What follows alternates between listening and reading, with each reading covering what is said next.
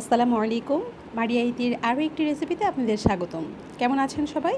আশা করি সবাই অনেক ভালো আছেন। আলহামদুলিল্লাহ, আমরা অনেক ভালো আছি। আজকের রেসিপিতে থাকছে পটলের ছিকলা ভর্তা।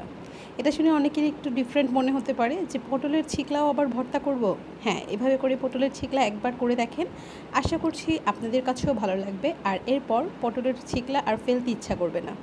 আমি যে সবসময় করি এরকম না, তবে আজকে খেতে ইচ্ছা করছিল তাই করে নিলাম। পটলের ছিকলা আমিগুলো সুন্দর করে ধুয়ে নিয়েছি। এখন আমি এইরকম বেশ খানিকটা পানি দিয়ে এটাকে বসিয়ে দিব। তো এটা সিদ্ধ হয়ে গিয়েছে। সিদ্ধ হতে যত সময় চেষ্টা করবেন পানিটাকে পুরো শুকিয়ে নেওয়ার। তো এই তো এটা সিদ্ধ হয়ে পানিটা শুকিয়ে গিয়েছে। এই পর্যায়ে আমি নামিয়ে নিয়েছি। এখন একটি কড়াইতে আমি পরিমাণ মতো তেল দিয়ে বেশ খানিকটা শুকনো মরিচ দিয়ে দিয়েছি। ঝাল আপনারা যেমন খেতে চান সেই পরিমাণ শুকনো মরিচ নিলেই হবে। তো যদি আপনাদের বেশি খেতে ইচ্ছা করে বাড়িয়ে নেবেন, আর কম খেতে ইচ্ছা করলে কমিয়ে নেবেন। এটা ঝালটা যার যার টেস্ট অনুযায়ী দেয়াই ভালো। এরপর আমি এখানে বেশি করে পেঁয়াজ কুচি দিয়ে দিয়েছি। ভর্তার মধ্যে আসলে পেঁয়াজ এগুলোর কোনো মেজারমেন্ট হয় না, আপনি যত পরিমাণ দিতে পারেন ততই ভালো লাগবে। আর এর সাথে নিয়েছি আমি 2টা বাঁশপাতা শুটকি। তো এই বাঁশপাতা শুটকিটার কারণেই ভর্তাটা আরও বেশি কিন্তু মজা হয়ে যাবে। তো আমি শুটকিটাকে ভালো করে ক্লিন করে নিয়েছিলাম। এখন গিয়ে আমি এটাকে একটু ভেজে নেব পেঁয়াজের সাথে করে। তো আমি একটু সময় নিয়ে যখন পেঁয়াজের সাথে করে ভেজে নিয়েছি, যখন একটু গিয়ে পেঁয়াজের রঙটা পরিবর্তন হয়ে এসেছে, তখন আমি সিদ্ধ করে যে রেখেছিলাম পটলের ছিকলাগুলো, সেগুলো এই তেলের মধ্যে দিয়ে দিচ্ছি। এতে করে কিন্তু যখন আপনি পটলের ছিকলাটা ভাজবেন, এর টেস্ট আরও বেশি বেড়ে যাবে।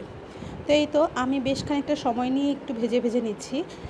তবে ভর্তাটা বানানোর পর আমার মনে হয়েছে আমার ভাজাটা কম হয়েছে। যদি আমি আরও বেশ খানিকটা সময় ভেজে নিতাম একটু তেল দিয়ে মুচমুচে করে, তাহলে কিন্তু ভর্তাটা খেতে আরও একটু ভালো লাগবে। তো এই পর্যায়ে আমি লবণ দিয়ে দিচ্ছি। আমি ভর্তা যেহেতু ব্লেন্ডারে করব, এই জন্য আমি আলাদা করে ব্লেন্ডারে আর লবণ দিব না, এখানেই লবণ একসাথে দিয়ে নিয়েছি। আর লবণটা আপনাদের স্বাদ অনুযায়ী দিয়ে নেবেন। এই তো আমার ভর্তা ভাজা হয়ে গিয়েছে। আপনারা চাইলে শিলপাটায় বেটে নিতে পারেন, তবে আমি এখানে সব কিছু একসাথে করে ব্লেন্ডারের জগে দিয়ে দিয়েছি। তবে ভর্তা কিন্তু শিলপাটায় বেশি মজা হয়। আমার কাছে মনে হয় শিলপাটায় ভর্তা বাটার পরে যে একটা পাটার মধ্যে ভাত মেখে খাওয়ার মজা, সেটা কিন্তু ডিফারেন্ট। তো যাই হোক, আমি এখানে ব্লেন্ডারটা একটু ঘুরিয়ে নিয়েছি। একেবারে মিহি করা দরকার নেই, মরিচগুলো একটু হালকা পাতলা থাকবে, আস্তে আস্তে এটা কিন্তু খেতে ভালো লাগবে। তো এই তো আমার ব্লেন্ড করা হয়ে গিয়েছে, আর এই তো চলে এসেছি পরিবেশনে।